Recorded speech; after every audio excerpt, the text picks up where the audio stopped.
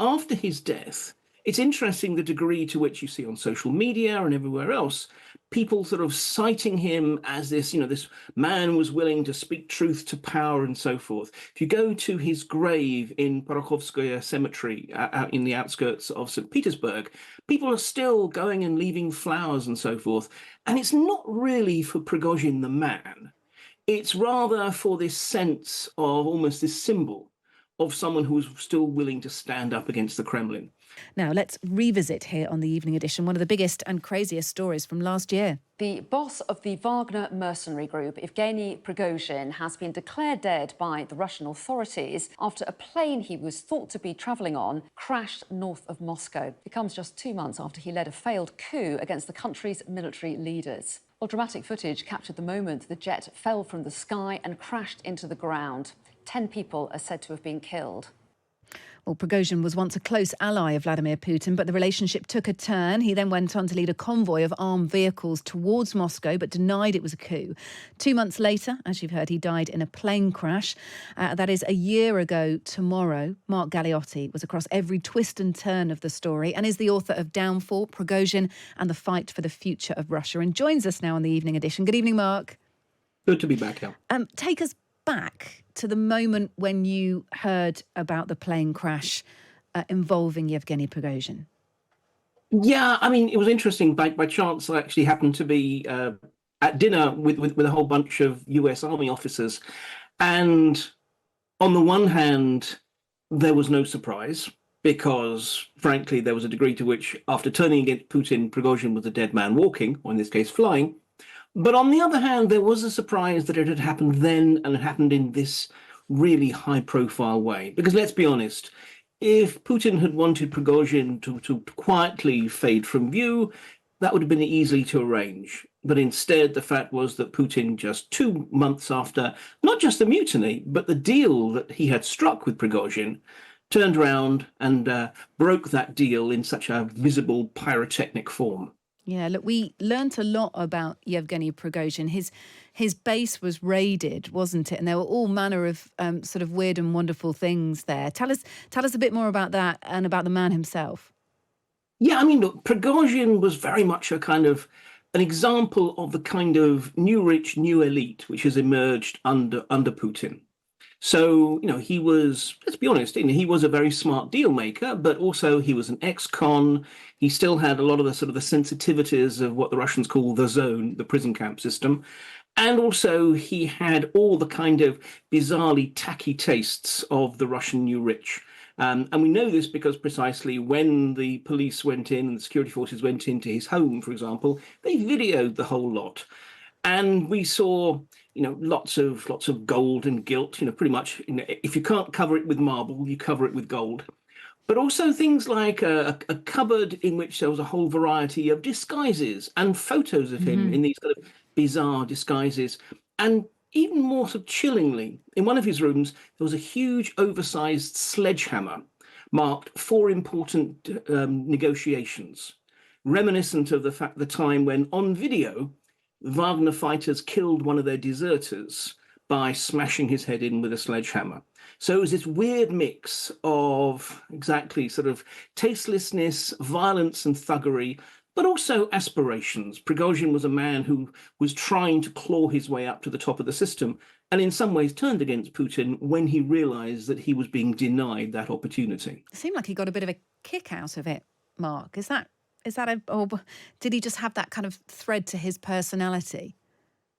Look, one of the things that, in the course of when I co-wrote this book with Anna Arutunyan, we spoke to people who had known Prigozhin and such like. And in this respect, it was very handy that we were finishing off the book after he was dead, because people were much, much less willing to talk while Prigozhin was still alive.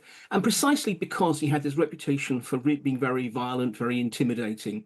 When he was a kid, when he was first arrested by the police way back in the 1980s, they did a classic trick of the Soviet militia, the Soviet police, is they put him in a cell, a holding cell with a bunch of hardened criminals.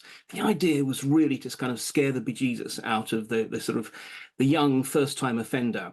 In practice, what happened is Prigozhin ended up intimidating a cell full of hardened gangsters. And that was when he was a teenager. And in some ways, that habit of his to use violence and threat just as part of his business as much as anything else stayed throughout his entire life. What do you imagine Yevgeny Prigozhin would make of the stage that the war is at right now between Russia and Ukraine?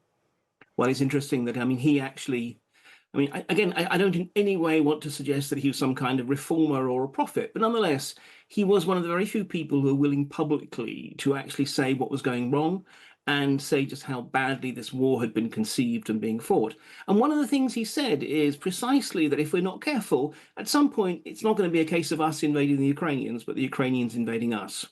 He was absolutely fed up with what he saw as the incompetence and the corruption in the defense ministry. Now, let's be honest. I mean, this is a man who was also deeply corrupt himself, but still, he also sort of, was someone who was articulating these views.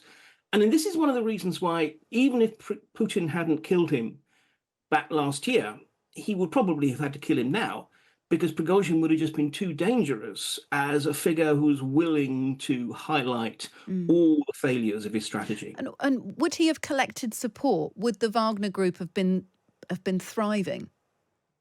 I suspect not. The funny thing about Prigozhin is he has become, in death, much more of a kind of a hero figure generally than he was in life. Remember, this is a really thuggish man who, if it had not been that he was losing out politically in his struggles to rise up through the system, he would have been perfectly fine not working for Putin.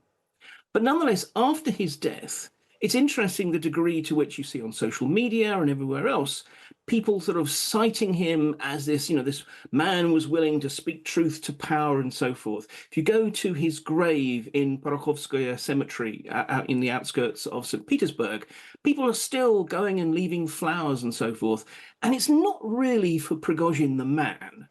It's rather for this sense of almost this symbol of someone who was still willing to stand up against the Kremlin. So in some ways, he's kind of perversely become more influential, if not powerful, now that he's dead. Did Vladimir Putin kill Yevgeny Prigozhin? Look, I mean, there's never any smoking gun or whatever.